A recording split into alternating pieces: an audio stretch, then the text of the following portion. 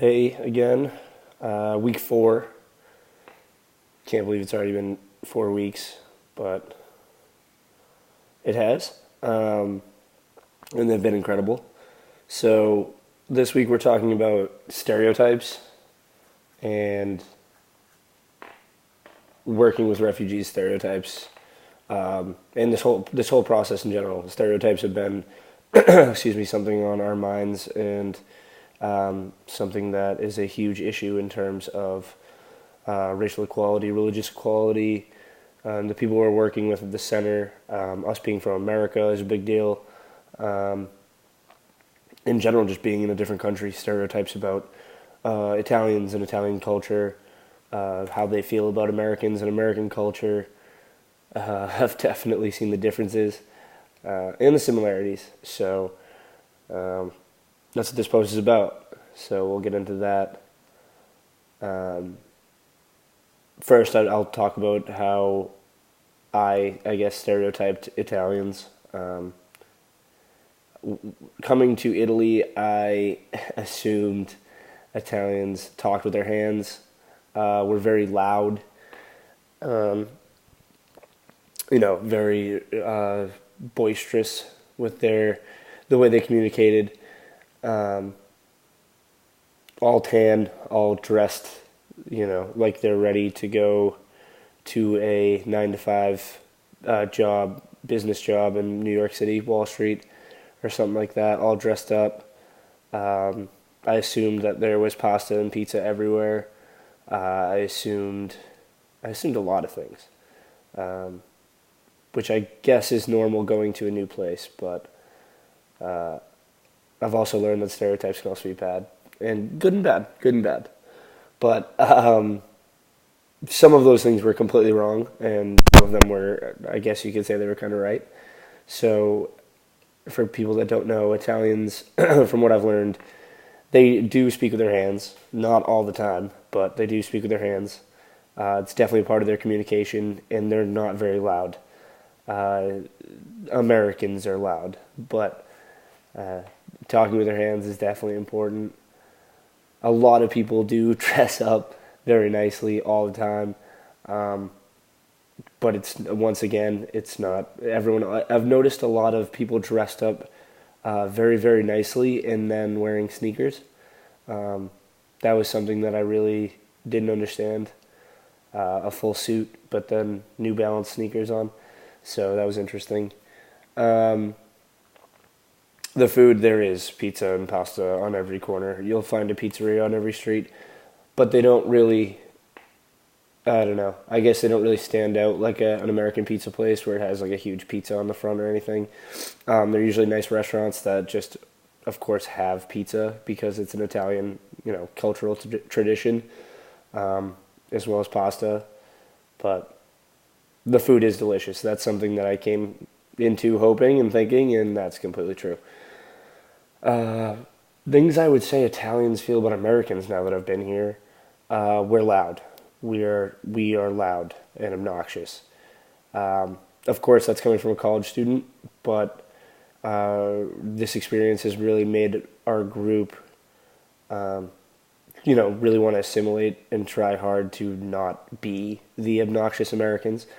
Um, American tourists. We're actually here to study and learn and dive into Italian culture and international cultures, working with refugees. So we've tried hard not to be those people, but either way, it doesn't matter. Nor this right here, it's loud. This is loud, um, and you get looks. So on the tram, on the train, on buses, if you have your phone out, especially if you try and get on the phone, you're getting dirty looks. Um, Eating, we eat too fast. We don't enjoy it. We order and we want our food right then and there. We want our drinks first. We want our food. Um, we want the check as soon as we're done. Compared to here, where you could spend 3 hours, no, not an exaggeration, eating, because it's a social thing. It's a social construct. They sit there and they enjoy conversation and being around each other a lot more than Americans do in a sense when they're eating at restaurants. So I actually went to a place a couple days ago um, with Connor, and we didn't get our food for 30 minutes, 40 minutes, and we were just asking. We were really unsure. We didn't even get a menu. We were really unsure as to what was going on there. We got drinks, and we just kind of sat there waiting for the menu. We finally asked, and they gave it to us right then and there, and they were like, "Oh, I'm sorry, it's fine. Didn't know you wanted to eat." So that was strange. We got our food, we ate it, and it was another 30, 40 minutes, and we asked for the check a couple times, and that's when it really hit me. Like, wow, we've asked for the check like 3 times. Why are we doing that? But our waitress, who introduced herself as Paulina, actually said, "Hey, just relax. It's okay, enjoy yourself." And that's what really hit me. Enjoy yourself. Even though we were, pulling our hair out trying to get this check. So yeah, eating wise, our cultures are completely different. And I think they might see us as the people that scarf down food, and that's understandable. Scarf down food and get out of there. So that's interesting. Of course, just styles are different, dressing's different. But I'm not going to say that we don't dress nicely, because we do. But the more important part of stereotypes in this trip has related to refugees. Considering I'm American, we're American on this group, and most of the refugees that we're working with at our Joel Nafuma Refugee Center are from the Middle East or Africa. It's very interesting, and it was nerve-wracking coming in because relating to stereotypes, I mean, I can't imagine the stereotypes that the Middle Easterners have.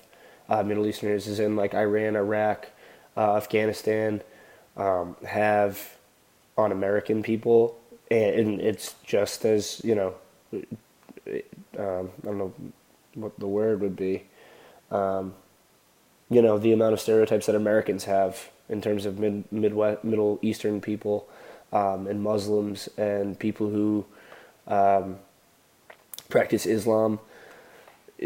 I can't even imagine the amount of stereotypical differences that we have, that the countries have. And I've seen it since I've been here.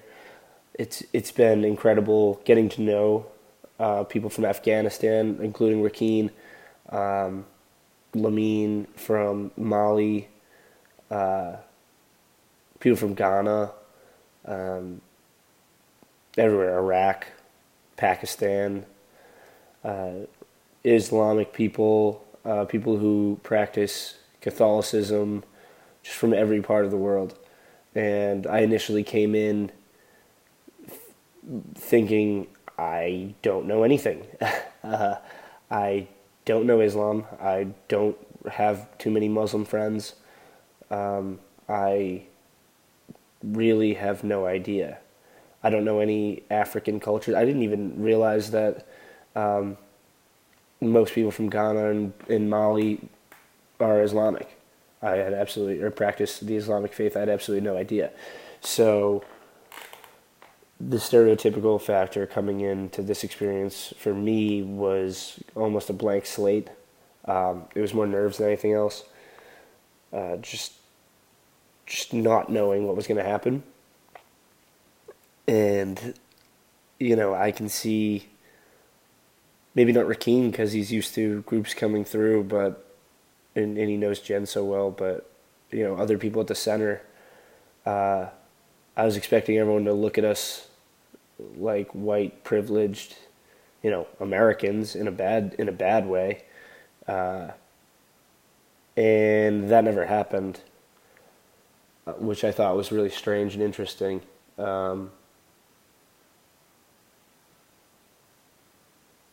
It's hard to put into words how they might have stereotyped us, and not how they might have stereotyped us, but how they didn't show any sense of being stereotypical. Introducing yourself to any any man at that refugee center was never, there was no animosity. There really wasn't even a second look. It was kind of just, hey, how's it going? Do you want to play cards?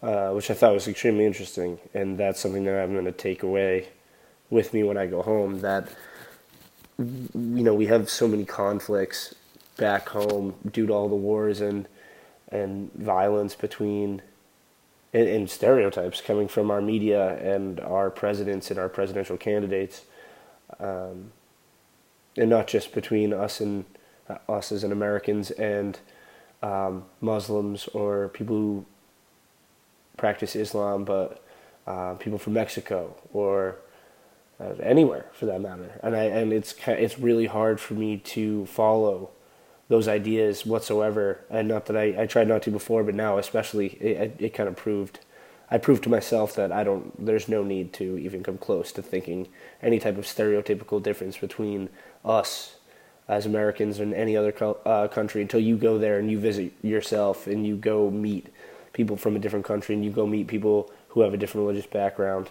no matter the situation, refugee, non-refugee, rich, poor, doesn't matter the color of their skin, doesn't matter their religion. You go and you meet them personally, face to face. You have more than one conversation with them, and then if you feel so strongly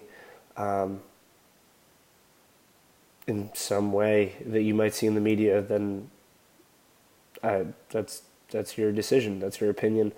I guess the one thing I'll take away from this week in terms of thinking about stereotyping is American media, any media for that matter. I'm not going to believe it. Anything I hear that's so general, that's extremely just stereotyping a whole type of people, it just doesn't make sense to me anymore. For example, American media is saying, and Donald Trump specifically saying he doesn't want, Muslims in America. That's absolutely insane.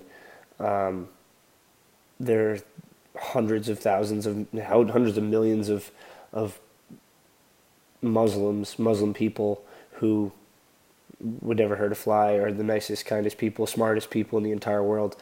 And there's absolutely no reason to stereotype and generalize and then put that group in a negative fashion, in a negative sense, a negative view to other groups. And even just saying groups, it just doesn't make sense. It doesn't sound right, and it shouldn't sound right. So that's the biggest thing I've taken away thus far this week, thinking about stereotyping. And I know that's going to help me moving forward.